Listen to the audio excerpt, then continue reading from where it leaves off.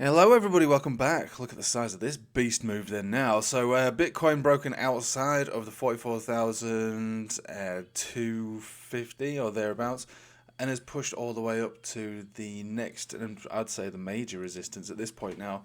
It's more present on a weekly and a daily, but it is a significant one, and there's a few things you need to think about while being at this level. So, obviously, Captain Hindsight stares back at this chart and goes, "Well, it's bullish, it's bullish." And yeah, I mean, it's held very well, and it's at this point now, it's looking to create a higher high on a candle body closure anywhere above that white line of 44,003, 44,400. So a big, powerful beast move has occurred. So obviously, this being Friday, you've got ETFs and CMEs and all that sort of stuff will close. But when we're talking like Binance's chart, for instance, that's not going to close until Monday morning, basically. And at this very moment in time, what we would be doing would be creating a massive drive of bearish divergence on the money flow index and on the RSI, actually, to be fair, which is again what I'm kind of afraid of. I was afraid in December when we were peaking. I said, look, limiting exposure is my plan here. Can't really justify entry points when the money flow index is like this. And then I was like, okay, well, the next thing to worry about would be a drive of bearish divergence, because again, when that happens, it sparks consolidation or it sparks lows. So when you're getting in at a trend, you get in at the lows. Whether it's something like this or something like this, or even something like this, or when you're at the peaks, you get out at something like this, or potentially something like what's occurring at the moment. So, it's okay to make little scalpy trades. I've not really been too interested in doing too much, really. I did that Monero trade earlier on this week, Tuesday night. That was a good 25%, but generally, it's a strange period in the market. A market which is there's evidence across the board for the peaks, really, and there is, but the peak, just like the low, is undefined. To try and catch it to the closest dollar is hard. I mean, obviously at the moment, still getting out at this point is good, because I sold at a higher area than it is right now, but my skepticism and my caution of the market is compounded not just by Bitcoin's divergence that's brewing on the higher term timeframes, being this weekly, but also the S&P. So, I suppose I am doing trades as well. My oil trade is still in play, which is good. Now, S&P futures pre-market basically has now just surpassed for the first time 5,000. So we've hit the 5,000 in a pre-market. Interesting stuff, really. Interesting stuff. Now this could cause a blue sky breakout, or it could cause, effectively a top to be marked. Now, based on its own chart, the money flow index, just like Bitcoin was in December, has peaked at like a 93 to a 94. We look at this frequently, and what I'm saying is that in itself isn't a good example of an entry point on a higher term time frame. It's just not the case. You just wouldn't want to do that. I mean, you just can't justify an entry point when obviously the volume is incredibly high. If anything, what this represents is when to take money out, because there's plenty going in. And if you want to get your money out, or if you want to get good bang for your buck, you kind of sell at these. This is basically what the money flow index represents, really. When to buy, when to sell, when it comes to fear and greed, really. So that's your S&P 500 above 5,000, and with extremely high reads there on the money flow index. Now the Dixie, different. The Dixie is obviously trending up. There's nothing different about that, and a closure above this 20 weekly would spark most likely the continuation next week to 105.3, and maybe even 107.8. But again, until we see the closure, we haven't got it. So Friday is always an important day to see how things behave. So back to Bitcoin, pushing this major resistance here on a weekly, daily, 4-hourly, whatever you want. It's a horizontal area of significance, and a break from here would probably easily take us towards 50,000, maybe even a wick above it, because that is where the Bollinger Band itself is. But it doesn't. For me, it doesn't say anything more than this is still risky at this point now, longer term. Now, you've got to have the patience. Well, I have to have the patience, obviously, because the whole idea of trading these markets for me is to make the money. And, you know, from over here to all the way over here, I have been making serious money, and it's been going on for a prolonged period of time. You've got to be grateful for all that money that's been made, whether it's through Bitcoin and altcoins or whatever. And of course, I always reiterate that some of the best trades you'll ever do are hodl bags, and my hodl bags are still intact. But when it comes to making or operating new trades on Bitcoin, particularly, anyway, I would definitely not fancy it. I just don't fancy it. Like I haven't fancied it since all this time in December and getting out in January, and now I just think what we're looking at is. I feel like it's overexcitement. Really, I'm not really expecting too much more.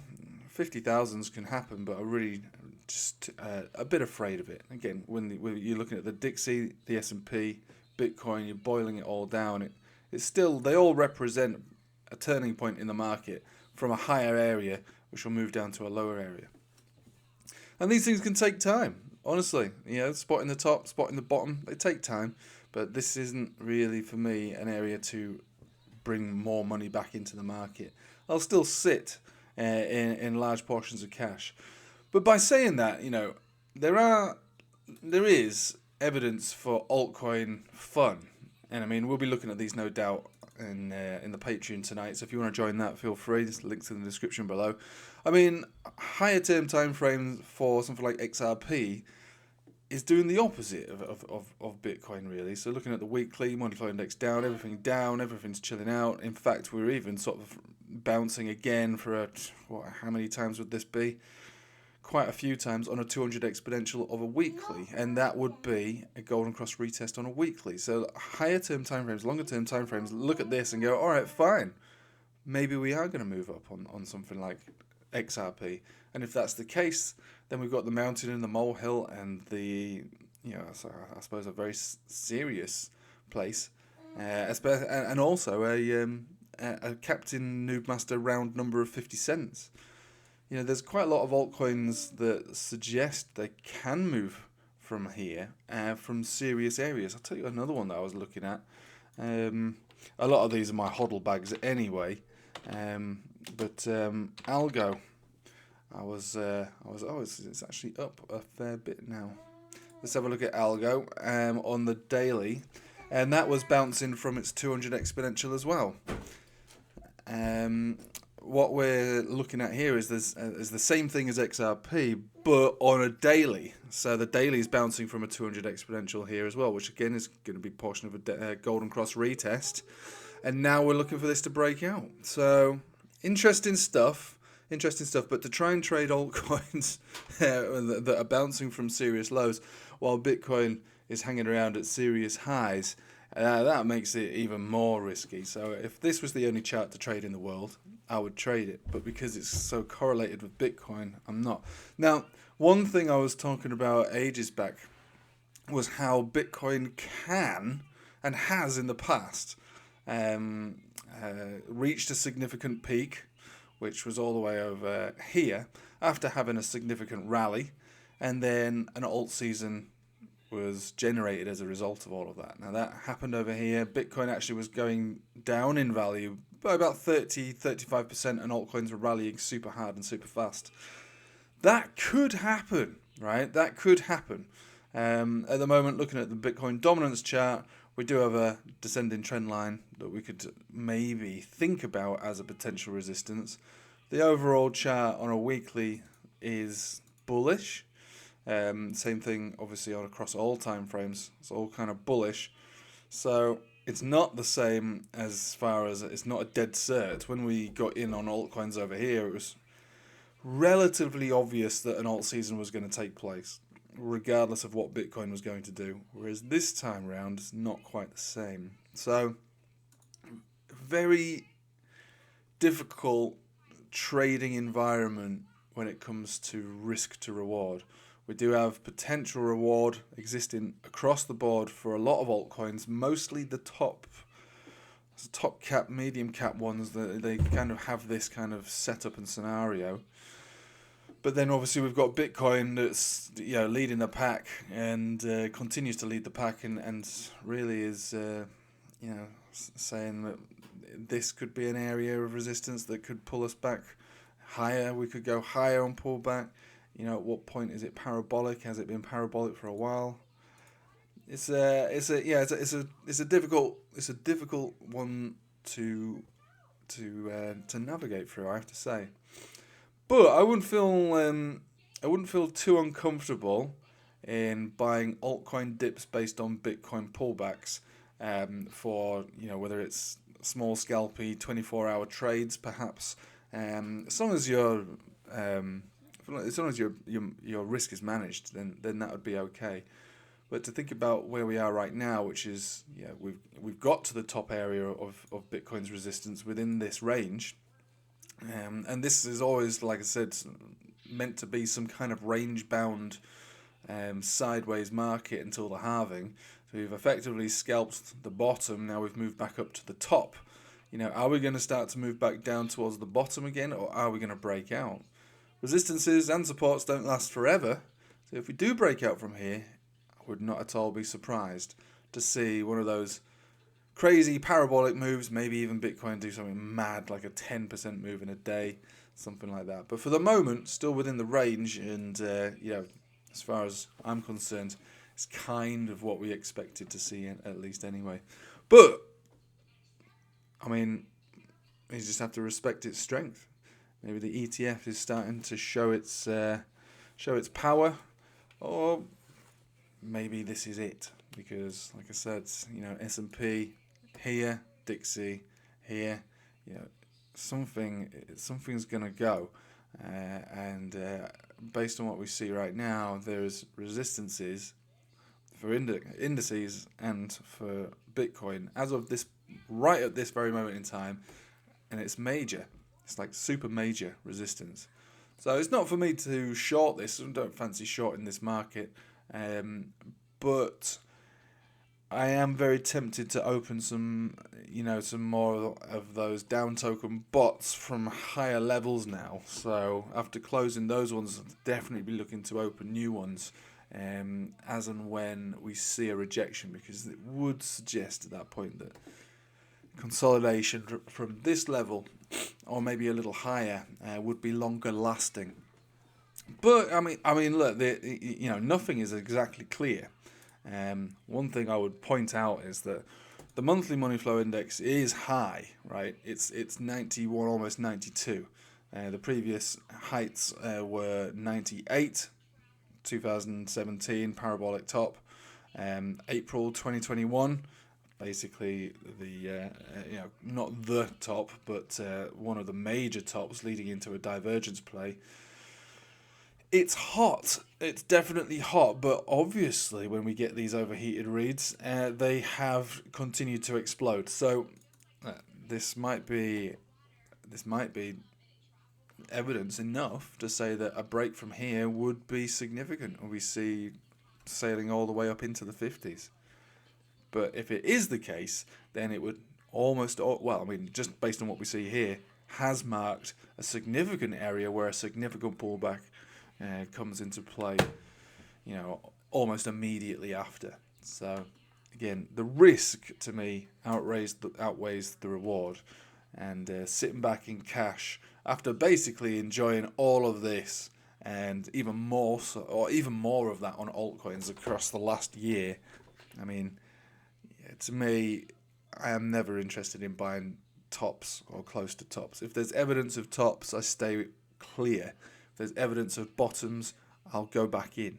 And at the moment, there's more evidence of tops than there are in anything else. So yeah, risk to reward, still not good for me. In fact, it only increases the risk the higher we go. So stick to my overall bias, which is that be grateful for the move that we've had, preserve all those gains that I've made, sit back and let the market tell me exactly what it's going to do.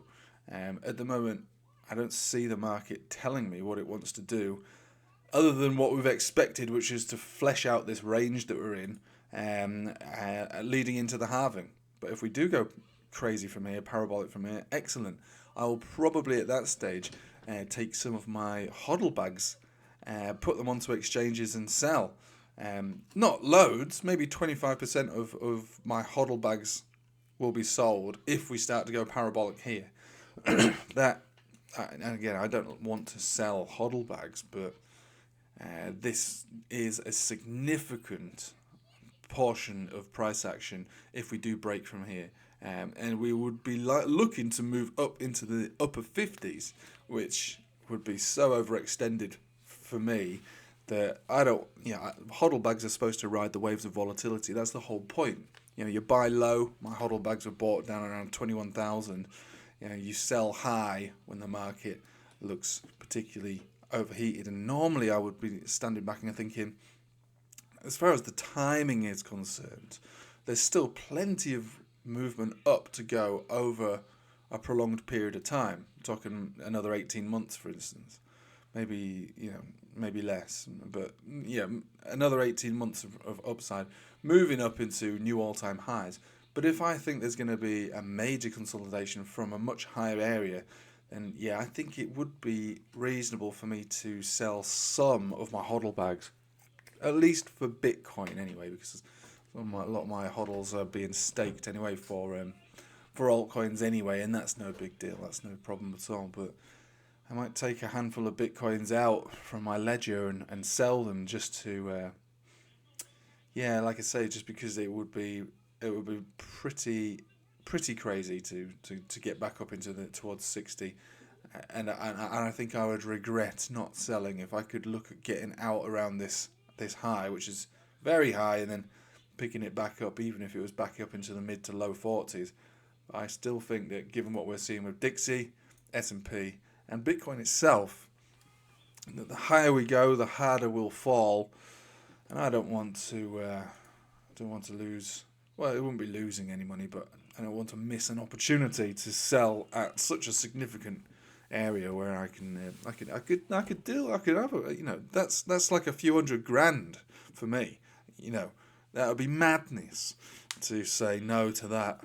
I'll have to take some hodl bags off the table. Maybe, like I say, 25% of my hodl's Bitcoin. That's a lot of money for me. It's a lot of money for anyone, but that's a lot of money for me. That could keep me warm for the rest of the year. Absolutely. Right, so I'll leave it with you there.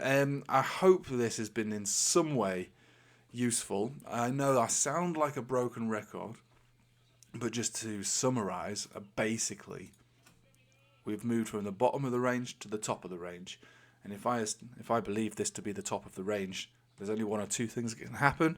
A breakout, which obviously is going to happen at some point in our lives, or a resistance and a move back down. And if we do move back down, recognize that this is all just a range, and it would be moving back down into the mid to low 30s where we were before, and maybe a bit lower. But until the halving is completed, which I believe is keeping this market propped up, this is the range that I believe that we will live within. So we'll see what happens. If we break, brilliant. If we reject, no big deal. No big deal. Happy either way. Right, I'll leave it with you there, but thank you for watching. I hope you have a nice day. Take it easy.